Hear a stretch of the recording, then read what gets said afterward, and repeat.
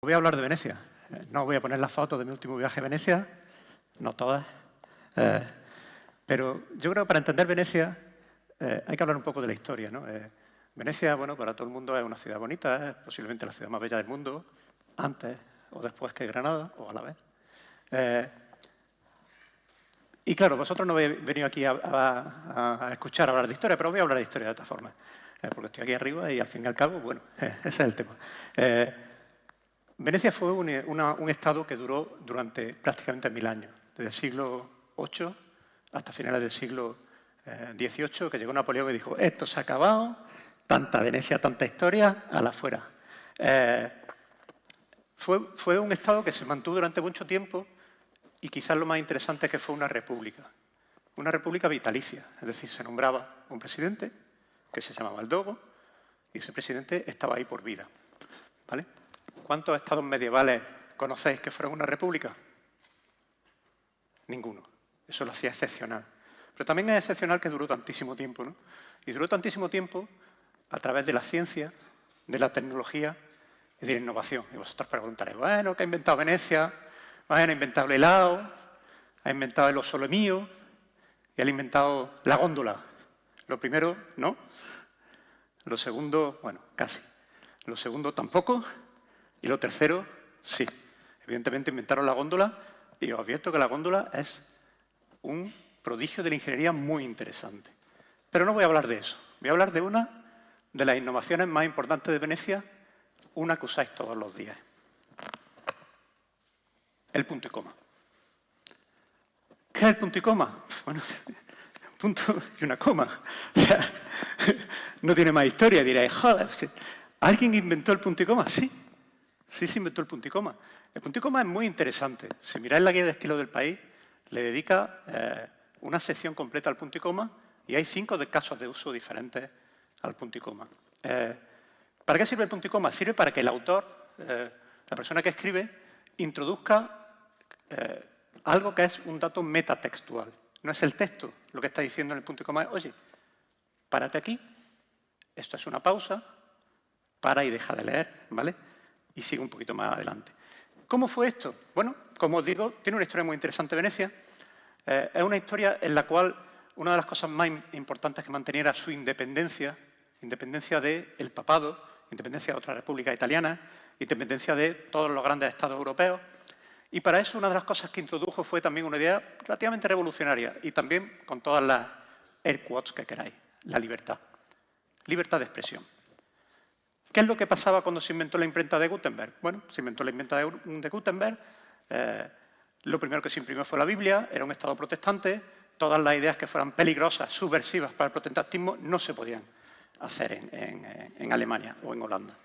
¿Qué es lo que pasa en España? Bueno, en España ya lo sabéis, era la época 1490 y tanto, época de los Reyes Católicos, ideas peligrosas para el cristianismo, no se podían hacer, estados papales tampoco, etcétera, etcétera. ¿Qué es lo que dijo Venecia? Dice, me da igual, aquí podéis imprimir todo lo que queráis. Siempre que, por supuesto, no perjudica a Venecia, que esa es otra historia, ¿vale? Entonces, fueron un montón de gente a Venecia. Hubo cientos y cientos de imprentas en Venecia. Estamos hablando de una ciudad que tenía 150.000 habitantes. O sea que tampoco era tanto, ¿no? No era una gran metrópolis, ¿no? De hecho, era una de las grandes metrópolis de Europa en aquella época, era la segunda o la tercera, pero tampoco era una gran metrópolis. ¿Qué pasó con esas imprentas? Esas imprentas empezaron a innovar muchísimo. Hay muchísimas innovaciones y muchísimas que podemos llamar ciencia, podemos llamar tecnología o podemos llamar simplemente innovación. Y una de ellas fue el punto y coma. El punto y coma lo introdujo un impresor, se llama Aldo Manuzio. Aldo Manuzio es muy importante en la historia del conocimiento y la historia de la transmisión de conocimiento. De hecho, si os vais a la caseta donde están imprimiendo cosas tipográficas, hay un libro que está impreso en Venecia. No en aquella época, sino 200 años más tarde, pero, como veis, es una cosa que se hizo durante mucho tiempo. Y Aldo Manuzio lo que empezó fue a imprimir, a crear libros, que la gente comprara libros, que la gente aprendiera cosas nuevas mediante los libros. Y para eso, bueno, pues en uno de esos libros, un autor dijo, bueno, aquí tengo que introducir una pausa. ¿Cómo lo hago? Tenemos el punto, tenemos la coma, tenemos el punto y coma. Pero también introdujo otras cosas mucho más importantes. Esta. ¿Qué es lo que veis aquí? ¿Qué? El número de la página. No había números de página hasta que Aldo Manuzio dijo, oye, ¿qué pasa si la gente quiere referirse a algo que ocurra en la página no sé qué? ¿Qué pasa si queremos hacer una cosa que vamos a poner aquí todas las cosas que hay dentro del libro y lo vamos a llamar, no sé, índice? Y en el índice vamos a poner, esto está en la página 3, esto está en la página 4. Todos habéis oído de capítulo no sé qué, versículo no sé qué. ¿Por qué? Porque es que no había números de páginas en la época del Evangelio. Si querías referirte a un apartado de los Evangelios, tenías que utilizar el capítulo del versículo. Aldo Manuzio dijo, no, nosotros queremos que todo el mundo lea. No vamos a ponerle capítulo o versículo a todo. Vamos a ponerle un número de páginas. Y vamos a crear un índice. Y vamos a crear cosas para que las lea todo el mundo. Vamos a crear libros de bolsillo. El libro de bolsillo lo introdujo también Aldo Manuzio. O sea, esos libros que ahora vemos que valen tanto, valen 8 euros, 9 euros, lo que sea, lo introdujo Aldo Manuzio por primera vez, finales del siglo XV. ¿A cuánto se vendían en aquella época? Se vendían a 30 soldi. 30 soldi era aproximadamente la mitad de lo que ganaba un artesano en un día. Que dice, joder, es una pasta. Pero bueno, tampoco es tanto. ¿Vale? O sea, la mitad de lo que ganaba un artesano en un día significaba que un artesano que quisiera leer lo que fuera, podía pagárselo, podía permitírselo y podía que su hijo, su familia, avanzara y aprendiera otras cosas. Aquí lo que veis es que la tipografía también es tecnología, porque también innovó en tipografía. Este tipo de letra que uso aquí se llama ETBook. ETBook viene de Edward Tufte. ¿Sabéis quién es Edward Tufte? Edward Tufte es este tipo que hizo innovación en la visualización de datos. O sea, escribió un libro para hablar de visualización de datos y decidió que voy a usar la misma tipografía que usaba Aldo Manuzio en su imprenta. Esta tipografía. Esta tipografía la introdujo Bembo y es una tipografía que también es una solución de ingeniería muy interesante. ¿Por qué? Te plantea un problema de ingeniería. ¿Quieres que la gente lea más? ¿Quieres que la gente lea bien? ¿Y quieres que haya más gente que lea? ¿Por qué? Evidentemente quieres vender libros. Aldo Manuzio no era ninguna persona caritativa y lo que quería era que leyera más libros. ¿Qué es lo que hizo? Introdujo lo que hoy le llamamos aspecto de letra, que en aquella época era un tipo de letra. ¿Cómo se llama este tipo de letra? Itálica o cursiva. No es itálica, es veneciana. Y la introdujo una vez más. ¿Por qué? Porque de esa forma podía poner muchas más letras en una página, además una página pequeña, tened en cuenta que eran páginas de octavilla, páginas tamaño octavilla, frente a lo que había antes. Y me quedan 2 minutos, la madre que me parió. ¿Con esto qué consiguió? Que la gente aprendiera contabilidad. Que la gente aprendiera contabilidad porque se introdujo la contabilidad de doble entrada y se escribió un libro que se llamó Suma de aritmética y otras muchas cosas, donde introdujo eso, pero también introdujo más cosas. Introdujo el uso de los números indoarábicos, que para entendernos, números, son los números que usamos hoy en día. ¿Qué usaban antes? Los números romanos. ¿Cómo hacían las cuentas? Con el ábaco. Hacían las cuentas con el ábaco, la apuntaban en el número romano.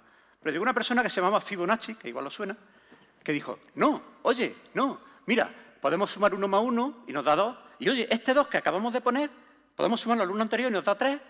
Y así sale la sucesión de Fibonacci. Esta es la primera foto que vais a ver. Es una foto que está en el museo, es una escultura que se llama Untitled, que es la sucesión de Fibonacci tanto en los espacios como en la materia que hay ahí. Además es muy bonita, me gusta el juego de sombras y me gusta todo. Fibonacci no era veneciano, pero fue Luca Pacioli, esta persona que escribió este libro, la que animó a todo el mundo a que usara este tipo de cuentas. ¿Y con eso qué salió? La gente haciendo cuentas y tal. El capitalismo. Vamos, aquí nació el capitalismo tal como lo conocemos. ¿Qué nació? La separación de capital y trabajo. Porque antes no existía eso. Sin embargo, cuando llegó esta gente dijo, venga, capitalismo. Pero utilizaron para esto, Venecia era una república marítima, y utilizaron una tecnología absolutamente disruptora. El mapa. Y vosotros diréis, ¿no existían los mapas antes? No, no existían. Existían los mapas portolanos, pero Fra Mauro, un fraile que está en San Michele, que estaba en San Michele, la bahía de San Michele, donde ahora está el cementerio, en ese cementerio está enterrado Doppler, por cierto, lo que dijo fue, oye, lo que voy a coger es cuánto se tarda de aquí a aquí, de allí a allí, allí, Voy a hacer una cosa muy misteriosa, se llama geometría, y ya me queda muy poco tiempo, pero estoy terminando. Y con eso voy a hacer un mapa, para que la gente pueda navegar desde donde quiera a donde quiera. Ese mapa se lo vendió al rey de Portugal. El rey de Portugal, ¿qué es lo que hizo? Llegó a las Indias. Llegó a las Indias, sin este mapa no habría sido posible. Resulta que llegó un senador, según otras cuentas, el Dogo, y le dijo vio este mapa y le dijo a Fra Mauro, oye, ¿dónde está Venecia? Y le señaló, bueno, ¿dónde está Venecia? Que está justamente, no sé si habéis visto que está ahí arriba abajo, pues está justamente ahí. Y el senador le dijo, sí, que ya, vos termino, que me queda un poquito. No, ya. Vamos a hacer, ¿tienes que hacer Venecia más grande o el mapa más pequeño? Y lo que le contestó Fra Mauro fue esto. Venecia es pequeña, pero una luz que manda destellos benéficos muy lejos, como hasta ahora. Destellos de belleza, de ciencia y de tecnología. Eso es todo. Gracias.